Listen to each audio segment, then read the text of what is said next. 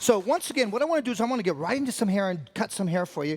And I've got some really exciting things in terms of how we're layering hair. Layering hair and the haircut is back, but the way that we're doing it is what's making it really, really exciting. For the sake of time, I'm going to cut dry, but what I want you to get is the pattern in terms of what I'm doing and how we are doing it. So what I want to do is I want to go in and create something that satisfies her, which how many times have you have a client come in and say, you can do anything you want, but please leave my length, right?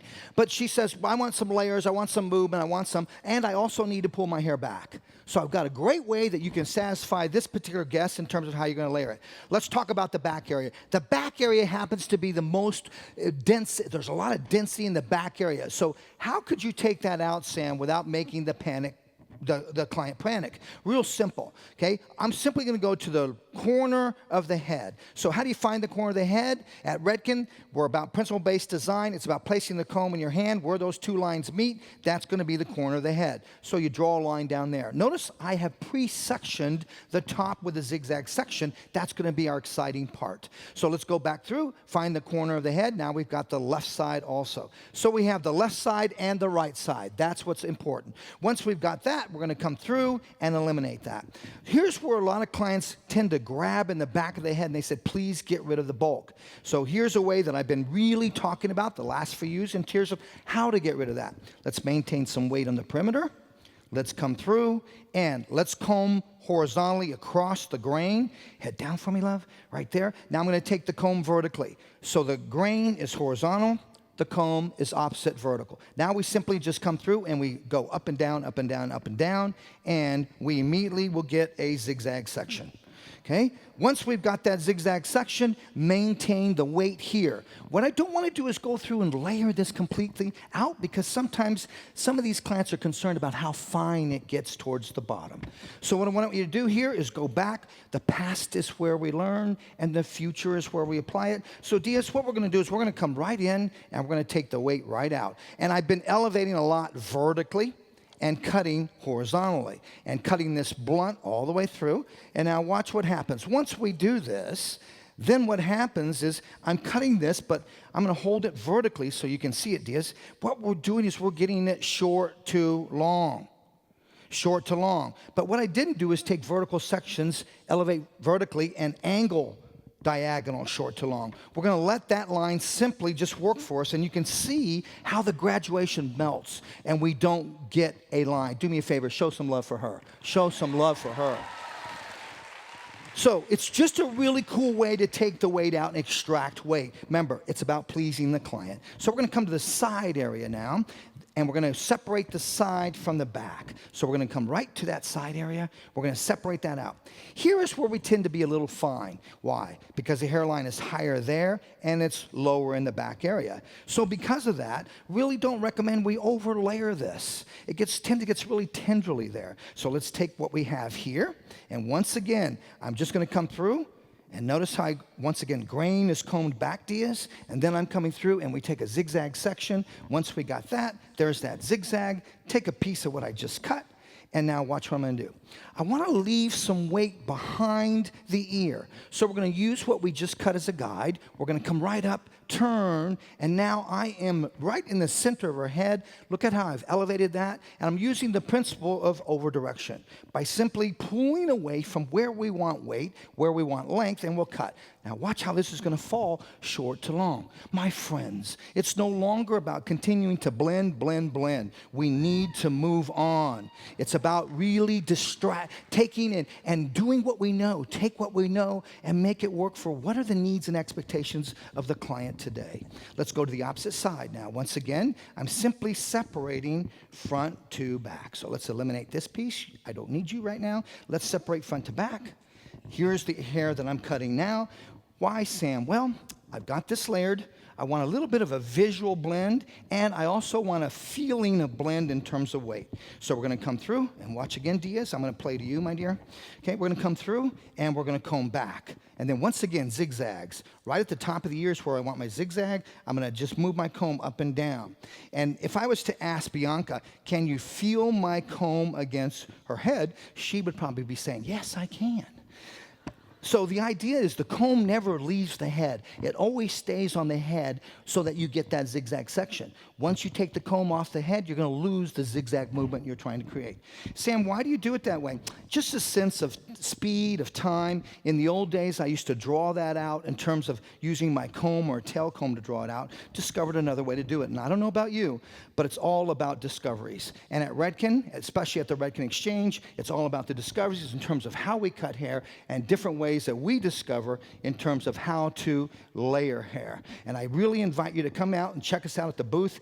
This weekend we have the great colorist Justin Isaac, Hugo Urias, one of our best designers within the stable of artists at Redken, Lindsay Olson. If you haven't seen Lindsay Olson, you need to check these people out. They're awesome in terms of what they do. Now watch. When we tickle it, now you've got some movement. You've got some texture in that. And now watch how I'm going to detach that top. So we're going to come through the back. I'm going to take all this front. So Sam, what? I notice that you're not cutting the sides. No, remember that's weak, and she wants to pull this back. So far, I've solved the problem of extraction of weight in the back. Now I'm going to go through and I'm going to introduce her to some layering in the top area. But remember what she said. She wants to go through and pull this back. So let's satisfy that story. Here we go, Diaz. I'm going to play right to you. Okay, we're going to go into the top and crowned area now, and we're simply going to separate the front from the back. So high point of the head, as we all know that. Tilt your head down, love. And I'm going to go right from the ear, where that ear's at, and I'm going to take it and separate from the front to the back. Okay? Once I've got that, keep this isolated. Now notice what we did underneath. What we did underneath is we applied some clips because this area is going to detach, and you can't be afraid to detach this. All right, here we go.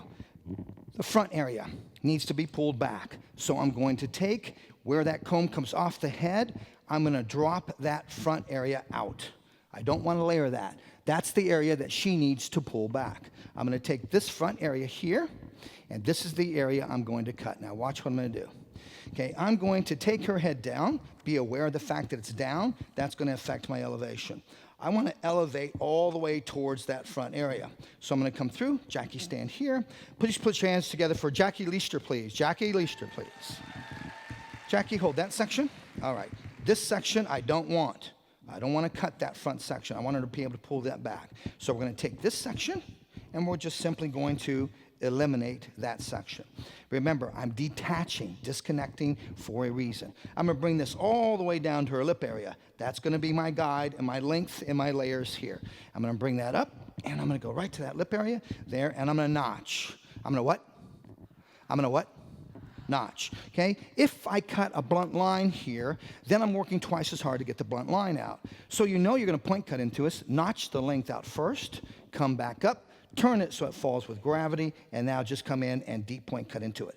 Classical technique, something we've always worked with in terms of having integrity and respect for the hair. Slicing, we definitely will slice, but it depends upon the fabric.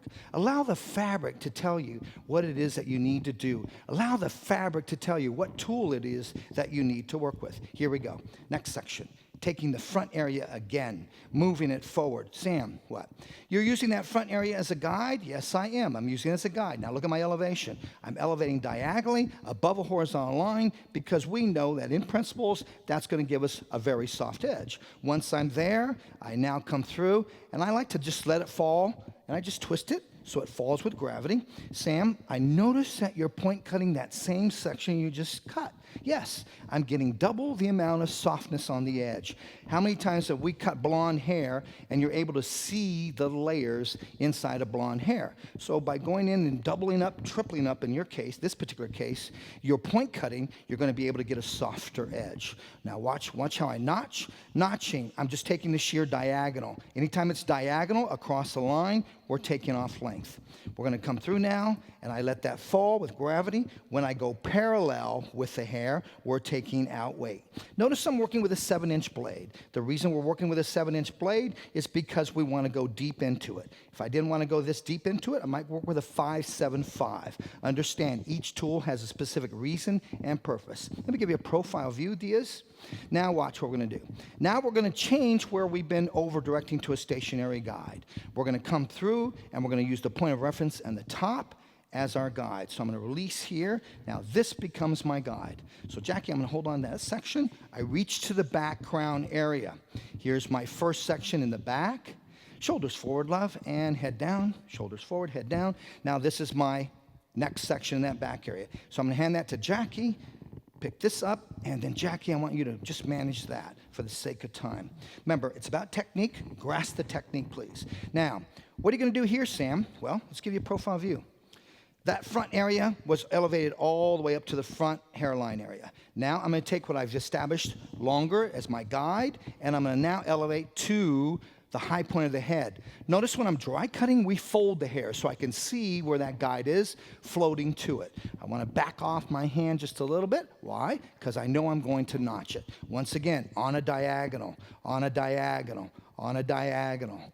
Okay? Now that takes off. Rough edge, easier to re-soften.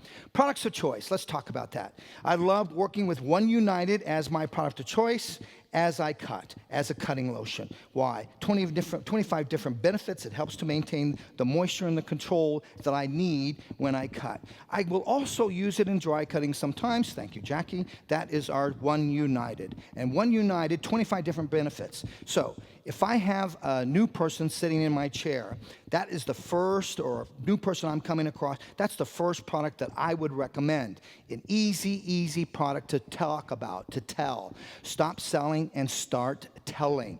Tell them the benefits of that product. Humidity, dryness, conditioning benefits, using it as a means to rejuvenate some natural movement in the hair. But it's an easy one to talk about. Once again, Sam, why do you twist? It just makes it easy ergonomically for me to get to the section so that I can actually just go in and soften that out. Last section now.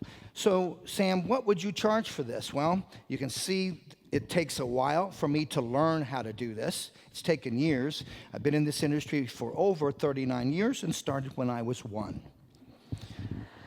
Want to make that perfectly clear. Oh, Diaz, you were even laughing. But it's an awesome energy. But over the years, so many people have shared so many things with me. I just choose to stand in front of you and pay it forward. But over the years, you will learn so many things. But what you do with those things, guys, is you use it in a way where it's going to help you. Now watch. Let's look at this vertically. Because of all of the over-direction forward, we should fall short too long. Now watch when I release this. She's going to have a small amount of head shape.